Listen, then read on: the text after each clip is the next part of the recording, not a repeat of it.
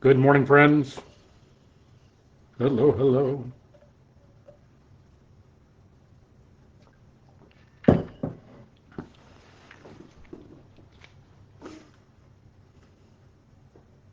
How are you, gang?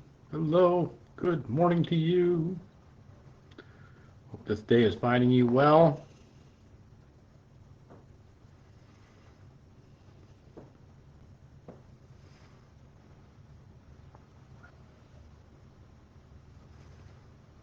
Hello.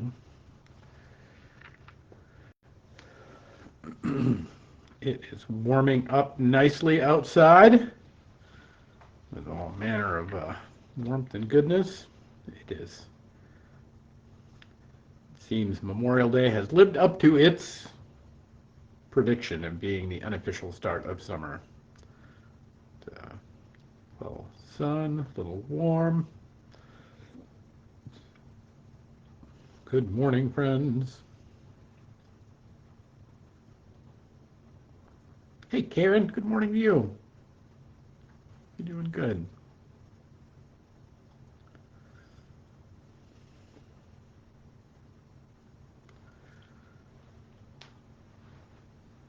Hello. One or two more people coming along, and we'll get going this morning.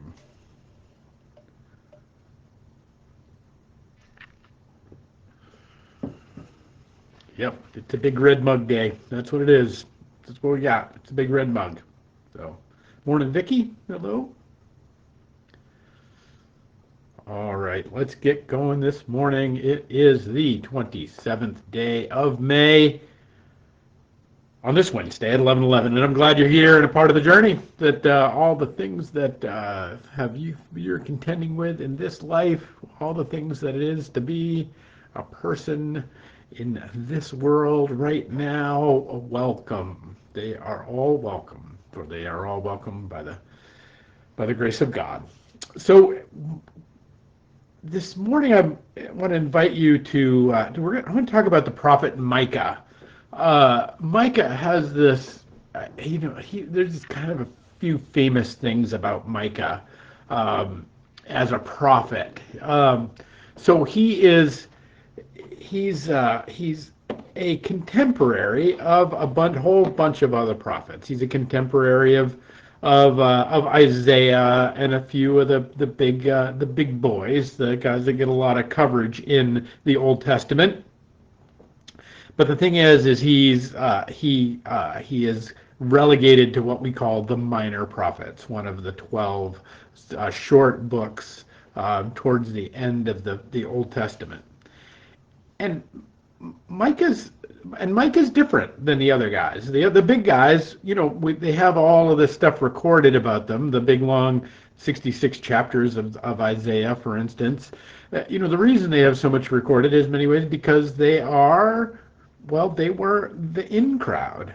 Isaiah was the prophet to the royal court, and so when you get a prophet to the royal court, you probably get a secretary. He has all these resources and there's all these people that knew who he was. Micah's a different cat. Micah is totally considered an outsider, but he's a country bumpkin. He is way out in the rural realms of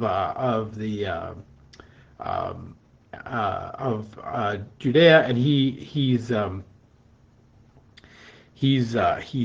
kind of has influence kind of over nobody in terms of the people of power, but because he's in that realm and because he has this kind of ferocity of looking at the city folk and all of the urban corruption. So and these guys lived about 700 years before Jesus. So we're talking about 2,700 years ago. So, just not exactly yesterday. So why do we care? So because there's a couple interesting things about Micah, and I think that there's this piece that kind of came across my radar that I found just so fascinating. Because so Micah is famous because he's one of the guys that predicts where the Messiah is going to be born. He says the Messiah is going to be born in Bethlehem. And so he gets a lot of props for that, of calling the ball where Jesus will be born 700 years before he's born. Not a bad call. Um, but before that, but he's famously known in this way of really um, uh, challenging the power structure that is, even though he wasn't a part of it, but by the exploitation of the poor, the taking of land that had been happening for years and years, the worship of idols that was kind of prevalent everywhere. So, and he ends the this short little prophetic screed with kind of like the what are we supposed to do about all this, which is kind of where I want to spend our time today. And this is Micah 6:8. It's kind of a famous. There's hymns written on this. There's many sermons that have been given on it. But I want to invite it to you as maybe a practical spirituality tool these days, in how to contend with a world that is problematic. So this is Micah 6:8. This is a quote. So he has told you, O mortal, what is good. So God's told you what's good. He says, he has told you, O mortal, what is good. And what does the Lord require of you? But to do justice, to love kindness, and to walk humbly with your God. So this invitation of looking at of these three things. Now, just to pivot for a second, to put a pin in that for just a second, there's within Celtic spirituality there is actually a discipline called the three things, and it is really this investigation into, three being the number of the Trinity, three being the complete number, but in many ways I think it tags back to what Micah says of really asking yourself and spending time with contemplation about the three great questions of our life, and these three great questions actually get answered in Micah's three things. And so I want to suggest to you that these three things that we see in the book of in Micah, that he's just saying, like, oh, you should be fair, be nice, and be humble, like that kind of little kind of three triumvirate of nice things to do. It's actually far deeper than that, and it's actually far more personal than that. So the three questions are these, and these are the ones I want you to contemplate, because I think when we start to look at these questions, even if we don't initially have answers to them, the act of asking these questions, the act of spending a little time in investigation of these things, actually has a way of opening us to God, actually has opening us to the true and the good and the beautiful things of our life. And so the first one is, who am I at my core? I mean, this is God's great answer to Moses when he encounters in the desert. God, he says, I am who I am. I am that I am. So the great I am is actually the greatest question that we can begin to ask, is that, who am I at my core? And Micah answers it with this: to do justice. I am that Micah's, and you see this in all of the writings of Micah and all of the ideas of his ministry. What matters to him is that the world has some justice to it, that the world is fair.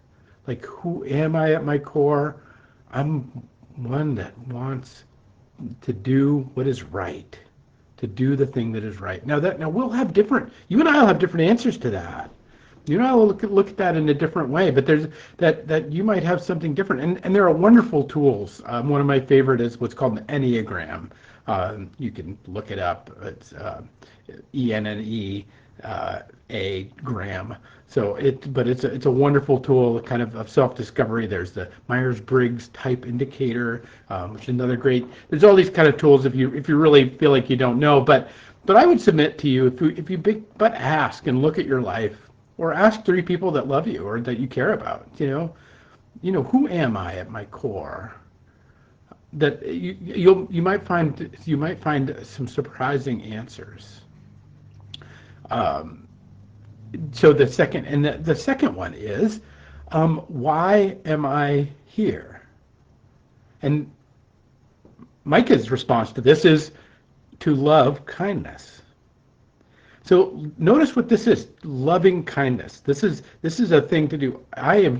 Micah declares, I am here to love what is kind in this world, to love what's kind, to not just to do kindness, not just to be nice. This is not just to being nice. This is actually looking at the things in the world that are good, true, and beautiful, that are actually cultivating goodness in the world, and to put your resources, put your energies, put your shoulder to the wheel, love them. Like, loving isn't just a warm, chocolatey feeling. Loving is action. Love is an action verb. It's a thing that we're doing. The ability to do this thing. Why am I here? I am to love kindness.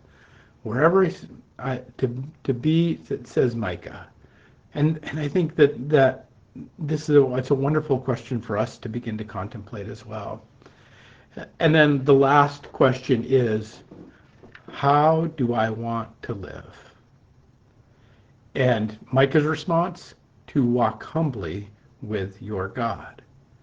That Micah, in all the ways that he's called to live, he is called to live humbly and walking with God. That to have God with him.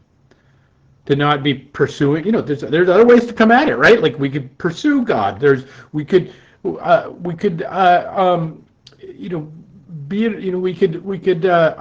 be in relationship with God. We could camp out with God. We could hide out with God. We could ignore God. There's all manners of ways in which we can move through this world, and we've seen all manner of ways that people have chosen to move through this world.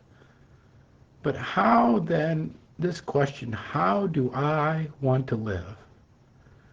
That what we find in this prophetic book from 2,700 years ago, this semi-famous line of scripture, is actually this core meditation, not just of like that we ought to be nice and do and like nice things, but this core meditation on how to arm ourselves, how to equip ourselves for what is good and what God requires of us. God doesn't require us to be God. God doesn't require us to be someone else. God doesn't require us to be Jesus.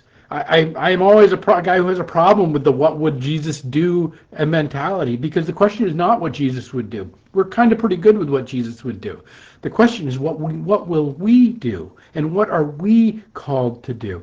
What we are called to do is to ask and to begin to meditate on these 3 questions. Who am I at my core? Why am I here? And how do I want to live? It's so easy in this day and age to be either paralyzed. There are so many things we could do. There are so many things that need doing. What could we possibly do? To be distracted. There's always another Netflix series we can binge ourselves into. To be in despair. To just say, oh my goodness, like everything is just going to hell in a handbasket, and there's nothing I can do, and we can let despair inhabit our core. None of these are the answer. But the answer is not to be as someone else is, not to be as somebody else is telling us to be, but to ask these 3 questions of our life. To ask these 3 questions of our inherent being. Who am I at my core? I am a person of justice, says Micah. Why am I here? I am here to love kindness, says Micah. And how do I want to live? I want to walk humbly with my God. Those were Micah's answers. I hope you'll spend some time looking at your answers. I hope you'll spend some time maybe picking up a self-discovery tool, maybe just reflecting on these things. Maybe ask somebody, you know, who do you think I am at my core? Like, what do I value at my core? What do you see in me when you look at me? To ask these questions so that we too might live into what is good and to seek what the Lord requires of us, which is not to be other than we are, which is not to be somebody else that we are not, but to truly inhabit ourselves and make a home for Christ Jesus in our hearts and in our lives and in our living. Peace and grace to you, my friend. I love you all. I hope you're having a great day. You're enjoying the warmth of this day. And we'll pick it up tomorrow with another 11:11.